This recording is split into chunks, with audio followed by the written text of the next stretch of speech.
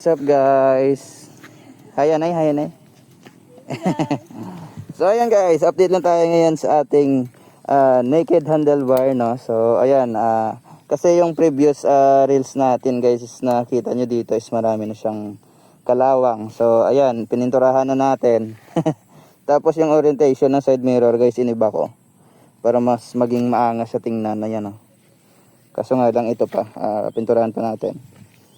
So ayan ang kalabasan kasi yung pangit sa tingnan eh. Siguro sa katagalan na. So ayan, pininturahan na natin. Ayan na yung looks niya guys. Di ba napakaangas. So ayan, pakita ko sa iyo yung kabuuan ng setup natin sa motor natin. Ayan. Basic. So yun lang naman yung